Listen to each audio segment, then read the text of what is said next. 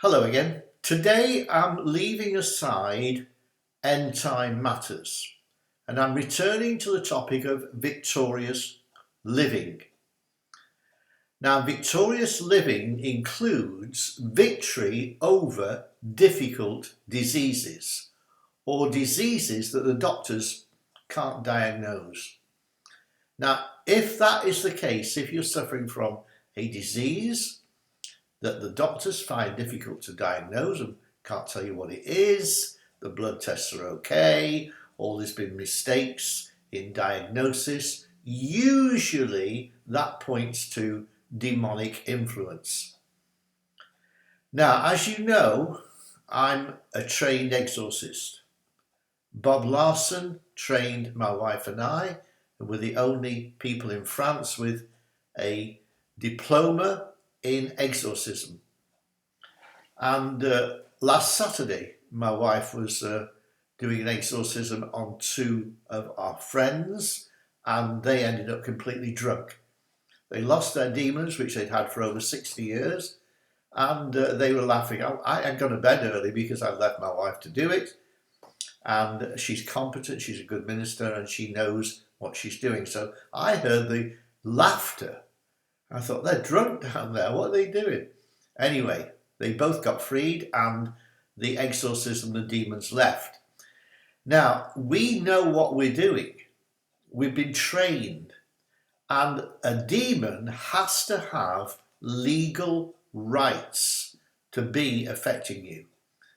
If you think about the three circles, the center circle of the spirit, the wider circle of your soul, and the outer circle of your body, which is where you live, you are a spirit.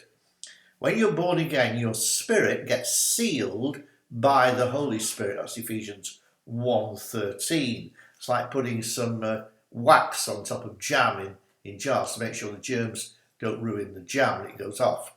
So your spirit is not affected. You are not possessed. If you are a Christian, you cannot be possessed, but you can be oppressed by evil spirits in your soul and in your body. Now, those evil spirits can come in through either your own sin or through your bloodline. I had a very good example of this earlier in my life as a Christian. Before I was really a minister, I was meeting with some people at church, and I met a lady called Christiane. She was round a table with some of my friends, and I said, "Do you want a drink of water?" She said yes. She was shaking like mad. And the Lord said to me, ask her, this was in French, did she have an operation under anaesthetic in the first 5 years of life? So I said, "Bonjour, je m'appelle David." I'm called David. What's your name? She was called Christiane. And she said, "How did you know?" Her eyes only came out on stalks. "How did you know?" I said, I know nothing, my dear. I just repeat what God tells me. You had an operation, didn't you? And you opened yourself under that general operation to an evil spirit. And 40 years later, I met her around the table at this church meal. And she got nephritis. She was having a blood transfusion every week, and she was fed up with it. Anyway, cut a long story short, they came round, her and her daughter came round to my friend's flat, and within 3 hours, after 3 hours of questioning, why does God allow, deformed babies, and why does God allow famines and all that stuff, I prayed for her, and I said, "Lift up your hands," and the hands lifted up, they were steady as mine. And she went wild. She was absolutely, instantly healed. And she told everybody at church, which didn't do me any favours in a Baptist church, I can tell you. Never mind. What that led to was I got thrown out of the Baptist church because of that healing. They wouldn't allow it.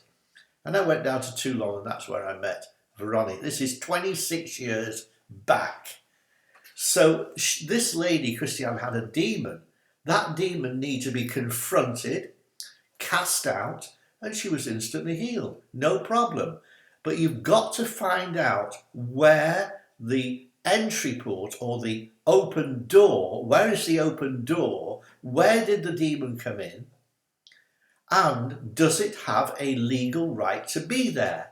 Now, this is just, basic knowledge for an exorcist.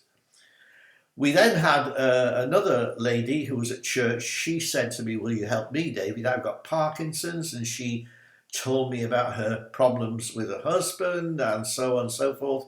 Husband threatened to go and hang himself. And I said to her, that's when you started shaking. The fear that your husband would commit suicide and go and hang himself in the garage, that's where the demon came in. And she was instantly healed. Well, I tell you, they were glad to get rid of me in that church because I was causing too much trouble. I was confronting demons. In your bloodline, or because of your personal sin, demons have gained entry and they've made you sick. Sick mentally, sick emotionally. And if you're sick emotionally, then it will come through into your body. It will affect your physical because of cortisone levels and all that sort of build-up.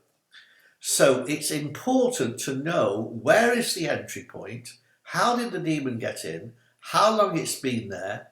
You've got to renounce it and probably pray about the sin that your ancestors did in order to let it into your bloodline, and then you will be set free.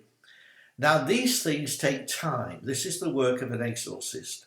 And for those of you who have got problems that you haven't been able to solve, medically difficult to diagnose problems, this is the way forward.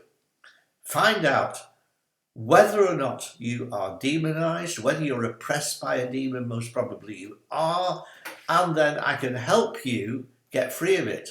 But you have to be willing to probably talk to me on Skype. That's how Bob Larson does it. He charges $500 a time. I don't charge. So if you're looking financially, I think I'm the better option. So look forward to seeing you if you've got problems which cannot be solved medically. The result is they need to be sorted out spiritually. Cancer is a spirit. So you can go and get all the chemotherapy you like, but the cancer will remain if you don't deal with the evil spirit in the bloodline. Okay, hope that helped you, and I'll see you again soon.